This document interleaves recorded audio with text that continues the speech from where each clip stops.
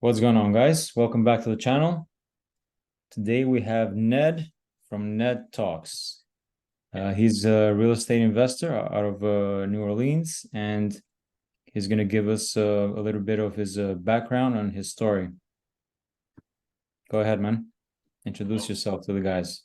My name is Ned from Ned Talks. I'm starting up a channel. I started kind of accidentally, to be honest.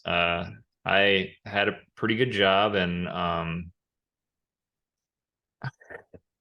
was after a couple of businesses that didn't work out, and I was living with my parents to try and pay off the debt from there. And I stacked up enough cash and looked over in a neighborhood that I really liked and said, well, I can't afford any of those houses, but if I bought that double, that guy would cover part of the note, and then I could afford to live there. And I You honestly, covered house hacking. kind of on accident. So I moved in, and suddenly I honestly forgot I was going to receive a rent check. So I was in this house for like 3 weeks, and then the first month rolls around, and I'm sitting out on the front porch. I'm a cigar guy, so I have a cigar, and tenant walks over and he's like, "Hey Ned, how's it going?" And hands me a check and just turns and walks and goes back in his unit. And I was sitting there holding the cigar, holding it, and I was just kind of like, man, I feel a little, a little douchey smoking a cigar and getting my tenant to pay me at the same time. But I forgot. And from that moment forward, I was like, wait a minute. There wasn't a whole lot of work. This is pretty, like, I should get more of these. Mm-hmm. And I over the next couple of days, I kind of sat there and it kept nagging at me. And I went and looked at my, so I had some stocks and I'd fiddle with stocks here and there. And I was kind of looking at my last couple of years of returns. And then I went and looked and said, all right, well, how is this house going to do compared to my stocks? And I kind of ran a couple of numbers here and there. And suddenly it was, like, oh my God, this house makes my stocks look really stupid. Mm-hmm. And from that point forward, I was like, well, if I did this kind of on accident, not really, trying to get a good return, because if you go back, it's actually pretty fun. It's actually sad if I think about it this way. I spent the most per square foot for a double that year in all of New Orleans. All of New Orleans. Oh, that's a record. Yeah, the worst kind. I overpaid, and it still beat my stock portfolio. So it's kind of like, imagine if I tried to do this on purpose and be smart about it, not just go, hey, I want to stretch a little bit and go buy in a fancy neighborhood that I probably shouldn't have been living. And this was a duplex? It was a duplex. And it was right near Tulane and Loyola. So I had man, I think it was an engineering student living next door and his girlfriend. Or maybe it was a dentist. It was it was a couple of tenants over a couple of years. I can't remember which one was first. But that's how I got started. It was kind of a fluke. All right. And where are you right now? Just for comparison.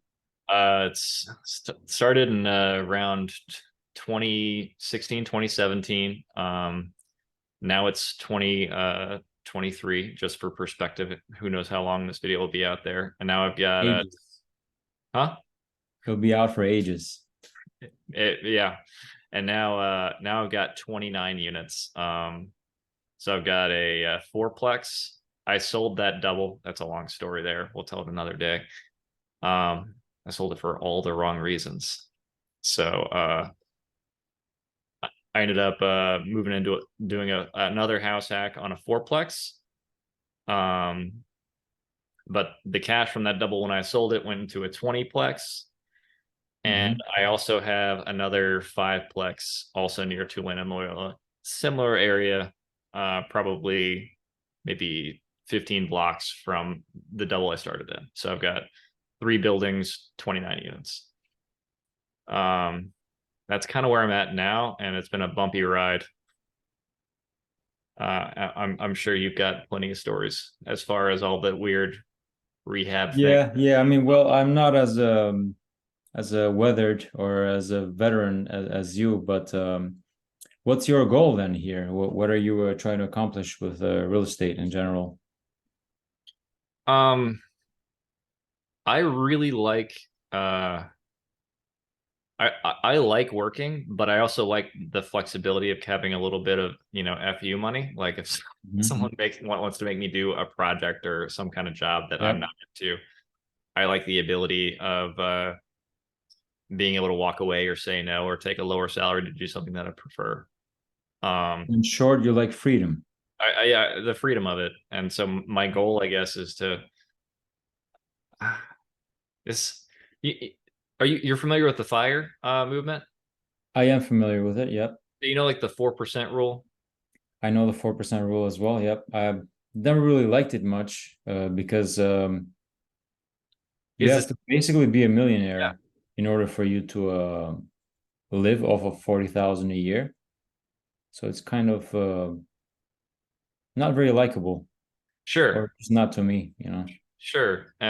But I kind of look at that as a baseline of, okay, well, if 4% makes sense for stocks, but I can build up real estate this much faster, Hmm. how do I get to where I live off 4% off my real estate? Because then I'll have that much more cushion of cash income. Yep. Yep.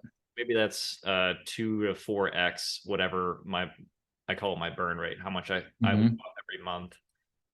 And so my idea was, okay, well, let's just throw out a crazy number. Let's say I live on 5,000 per month.